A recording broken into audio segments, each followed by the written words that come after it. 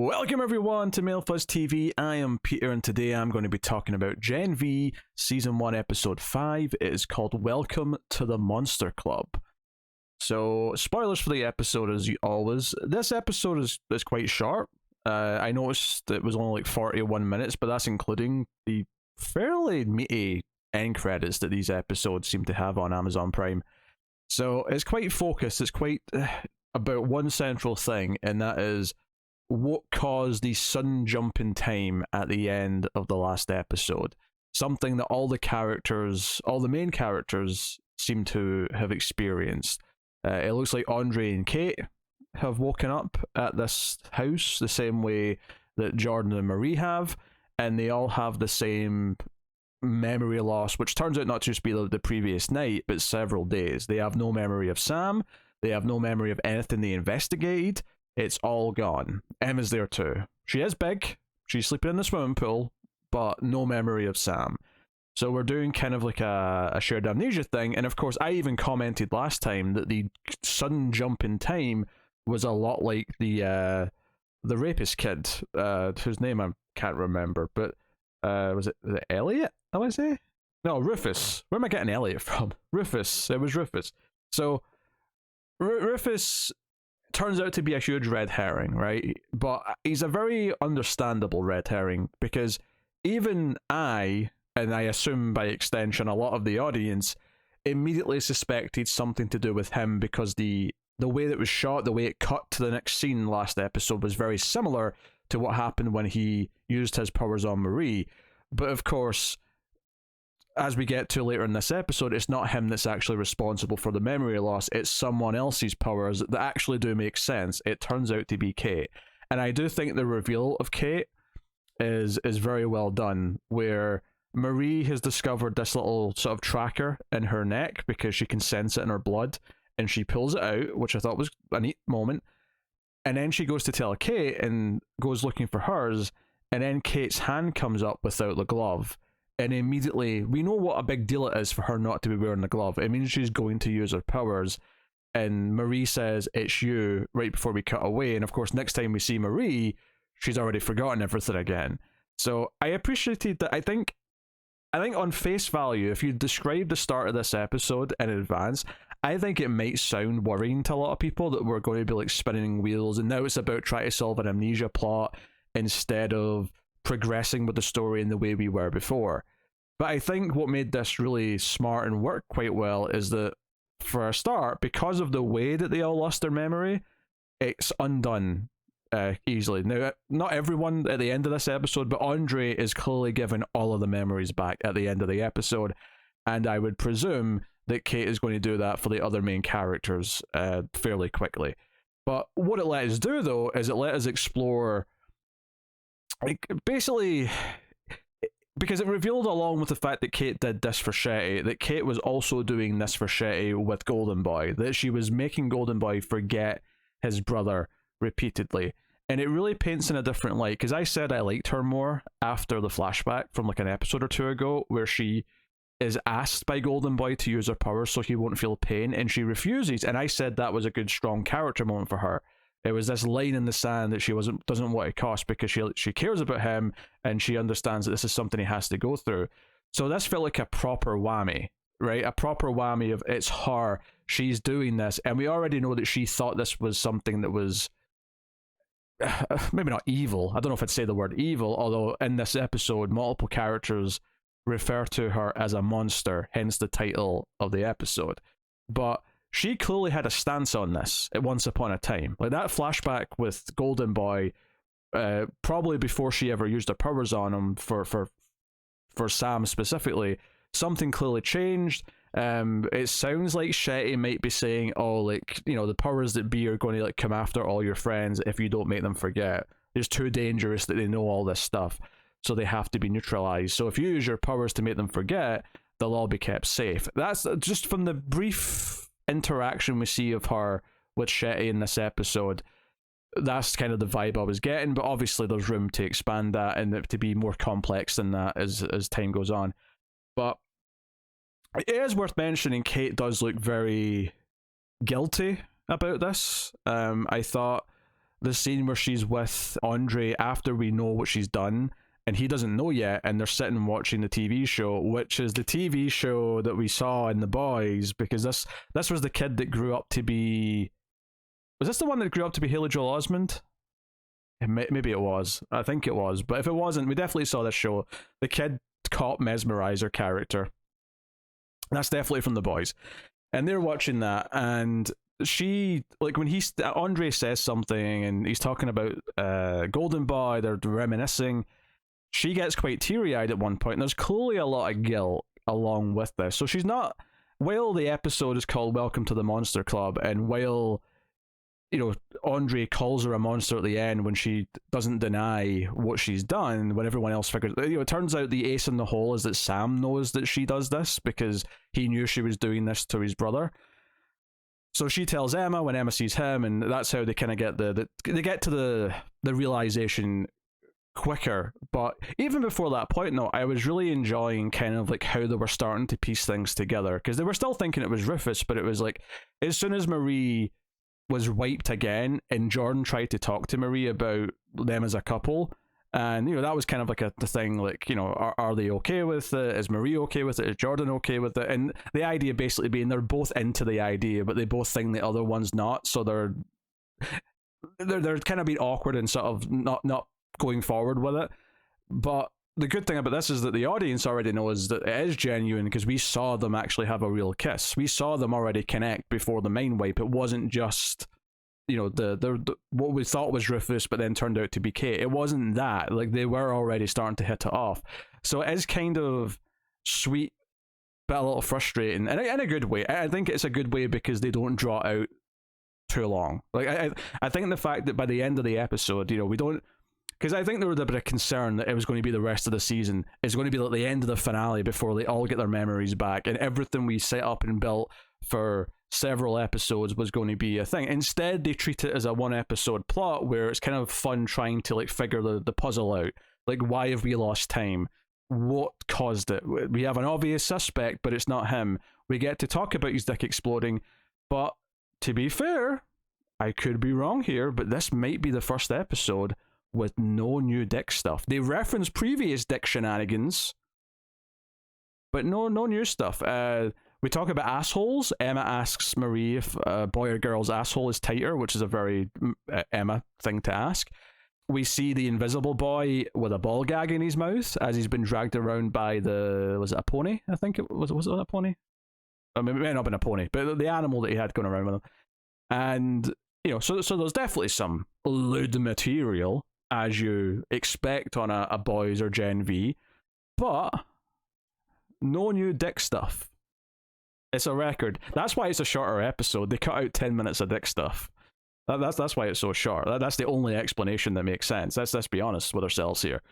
But I enjoyed the build up. Like, there was a minor bit of concern early on that they were going to drag out no one remembering anything too much, but I appreciated that all of it revealed something new, which leads me to why they've done it this way. The reason why you do an episode where all the characters have forgotten everything and we get to feel a little bit of that frustration as they uncover it is because they want Kate's betrayal to feel like a betrayal to us. They want us to feel what she did to Golden Boy and how withholding that information from him and taking it from him over and over again, the sense of betrayal that gave. So it's what made the reveal that she's behind it feel so good, is because we had to go through like half an episode up until that point or so not knowing and being frustrated and wanting answers and wanting them to investigate.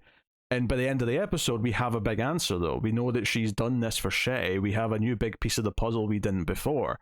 So it's very satisfying and ultimately is a full package, but it does intentionally frustrate you at the start of the episode and for a little bit as they're piecing things together. It is mostly about this one key idea. It's this one key point that it wants to get to and it wants to reveal, and it's probably why the episode's quite short. I mean, Sam does show up quite quickly and makes Emma and Marie freak out a little bit. Emma does kind of want to believe him, or at least senses a connection, but doesn't remember him. And it's not until she finds a shirt from the theater where she hung out with him and then goes to the theater and sees the little shoe that she can only assume was something she was wearing when she was small, that she, is more believing. She's like, I believe you. And obviously by this point, Sam's had that big grisly scene that is the most horrific thing you've ever seen, except they were all puppets, so instead it was incredibly funny. But then it hit you with the reality at the end, where you see all the dead SWAT team members in the sewer at the end. So yeah, Sam's on his own, and they set up this idea that he sees puppets in his head, and he sees a puppet of Emma, especially in this episode, and then he turns into a puppet, and then the SWAT team comes in, and it's almost like, I don't have a lot to go on here yet, but the idea that he is almost censoring what he's doing in his own mind by turning it into a silly kids puppet show, turning it into the Muppets. So when he rips people open, what we're seeing in the puppet version is just red confetti like going around.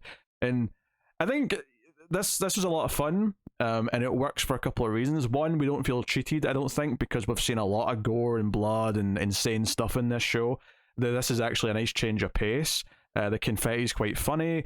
And then, because when it does get to the end of the scene and you get the reality of the camera pulling back and just seeing all these bodies that have been torn apart, so it's real gore at that point, and the horror in Sam's face as he's seeing what he's done, it's this idea that Sam himself is worried about what he might do. He even thanks Em at the start before she doesn't realize what he's talking about yet, but she's saying, he says she's a real hero because she stopped him from doing something very bad. Like, he kind of knows that in hindsight, even if in the moment when he was angry, he didn't quite get that. So, yeah, that was a super entertaining sequence. It was one of those inventive things that the boys and now Gen V are very good at doing, and I had a good time with that as well. But obviously, most of this is about the main thing. There's a scene with Shetty and the Doctor who... It was the Doctor's family who was attacked last episode, and he's very upset about that. But he wants Marie because he sees her power as very strong, as very powerful, and she's the perfect specimen for whatever he's doing, which from the conversation, it sounds like they want some kind of virus that they can use to control all of the supers. Something that stops them from being too powerful to the people who are in charge, effectively. I guess it's kind of Suicide Squad-esque with the bombs in the necks, but more on like a biology level, so that it's something they just can't fight.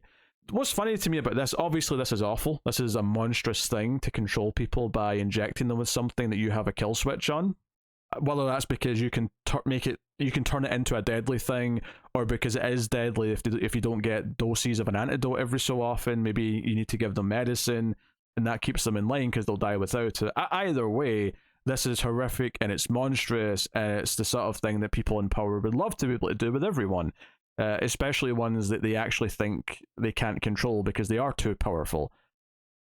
What's a little funny about it, though, and adds a little bit of layers to it, is the idea that for Homelander, this isn't the worst thing that could exist. Like, obviously, there's a weird moral line of like, okay, who is bad enough that should actually have this? But a lot of the boys is talking about how do we deal with Homelander? How do we stop him from doing all these awful things he's doing? He's so absurdly, monstrously dangerous. This, like, it would be bad for everyone else, but for Homelander, like, it's just weird to say, but like, he's kind of proven himself worthy of having this thing just to keep him in line, because nothing else is keeping him in line. I mean, that's fair to say. So it's kind of funny that this villainous plot, if successful, might actually deal with Homelander, but it would also give Vought and bad people far too much control over every single superpowered person that exists. Something they're probably desperately wanting and have wanted ever since they created the Compound V in the first place. Because it's like, oh, this is great, we've got all these supers that we can control or we can use and manipulate because they're powerful and all that. But the truth is that some of them are just too strong, and if they decide they don't like us, we can't do much about it. And look at how much trouble they've had with Homelander and keep babysitting him over the last few years. So I think that's a really fascinating idea, and it really... It's this idea of like this whole new generation of a thing. Like, think about it. This is like a weird comparison, but think about it: how the internet changed how we consume media. So all of the companies then race to figure out how to monetize and control the new form of media. So that becomes digital downloads and streaming and things like that. How do they monetize that and make sure they're getting their share of the pie the entire time? This almost feels, and control it, more importantly. This kind of feels like, okay, we've created all these supers, but it's kind of the Wild West because we can't control a lot of them. So they're trying to rein it in and control them, and obviously it's very unethical because they're people. You can't just control people like that. You kind of made this bed in the first place by giving them all powers. So I thought that's a really interesting thing to think about, just based on that one little conversation. But Shetty says no. Shetty says that Marie has a benefactor, and because of that, she is definitely off limits. Now, I think you could read that as just to be talking about herself in the scene, but just in case it isn't, I'm just acknowledging that that line was there, and maybe there is someone else that's looking out for her, someone who's villainous, who wants her to, I don't know, do well so they can control her later. Maybe I'm forgetting something from earlier episodes, but I felt like Shetty was it's more her personal investment in her rather than someone else, but I could be misremembering something. Probably mentioned Kate does tell a really nasty story at the start about Rufus, the guy with the mind control powers or the psychic powers. The one who tried to rape Marie with his powers and she blew his dick up, right? She tells this story about how she spoke to him briefly in her freshman year, and then she woke up like on a bed with cameras pointing at her days later, and basically just had to like suck it up and like, he's like, hey, I'll wipe you again if you say anything or do anything. It's a very horrific story. It gets Andre really mad. He wants to go and confront Rufus immediately. I do have to say, though, that given what we find out later in the episode, it does maybe call into question that this could just be a story, like a fabrication, to sell him as the red herring. Because obviously Kate is pretending to have lost time as well, and she might just be making him sound like even more of a monster just to point all the fingers in his direction. That might not be a true story, which is actually really effed up if it is something she just made up to sell how much of a bad guy. Now, it's this weird thing where Rufus is more than guilty of being a complete, sex criminal. He's a sex offender, he's a rapist, he's all these things. He's just not guilty of this particular thing in this episode. But he's still very much guilty of a lot of things. So you feel no sympathy for him. Like, at no point when they're like, Andre's about to kill him with garden shears towards the end of the episode, like right before everyone's trying to yell at him that it's Kate, and then Kate kind of confirms it by giving him all the memories back. What she chooses to do, she chooses not to wipe him again. And I think it's because, we've seen over the episode she is feeling guilty, so I think that choice makes sense. She just can't, she's just not willing to do it again at a certain point. So we might get a redemption story for her, for sure. But yeah, what I was saying is, though, you don't feel guilty for Rufus during any of this. Like, he is, like, he's earned whatever he's got coming. And he's already lost something, certainly. So, very interesting. I should probably mention as well that Emma is feeling kind of good in the middle of the episode because everyone seems to like her a bit more because of getting big and doing silly stuff at the party, which did involve being naked, might we add. The video we see, she was still naked and they just had smileys covering up the naughty bits. So she feels almost unperturbed about that, but she's kind of happy that people seem to be into her, even though she's not necessarily convinced she wants to get big for people's affections either. But at the very least, this is something that she knows her mum's going to hate, and she kind of takes a bit of pleasure in that. So, it's just a complicated kind of psychology of wanting to be accepted, but not wanting to feel like you're exploiting something there. And that even ties into Jordan a little bit. When Jordan's talking to the invisible guy about Marie, and he gives her... He admits to a sex crime, right? Because he admits to watching people in the showers without them knowing he's there. So, problematic dude. But he also gives her really good advice. Or gives them really good advice, I should say. Jordan's female in this scene, which is why it's easy to slip up. But he tells Jordan that maybe this is your hang-up because you've got a history of being concerned if the other person... Because Jordan tells a story about the first girlfriend they ever had and how that girlfriend wanted them to always be a boy. you know, that's kind of set them up to always have this expectation and feel kind of weird about it. And the invisible guy's like, how do you know that Marie doesn't like you being a girl? How do you know that that's a problem for Marie? I think the exact sentence is, for all you know, she might like hiding the sausage and bumping donuts. I believe that was the line. Okay, maybe hiding the sausage counts as a minor dick thing. It's just a comment, though. It's not like, it's not like, you know, it's very minor compared to the previous episodes, but minor, very minor. That was an interesting little scene, because again, it ties into this idea of not wanting to just be something just because someone else wants you to be, and because it's easy for you to be that. There's a level of, you know, we've seen this from Jordan already with their parents, with their life, and you know, you can sort of draw parallels with them and Emma quite easily, with this idea of people just wanting you for your gimmick rather than for who you are, what you want. It sounds like for Emma, at least, she's not really sure what she wants, but she kind of knows some of the things she doesn't want, and that's okay. She's still figuring stuff out.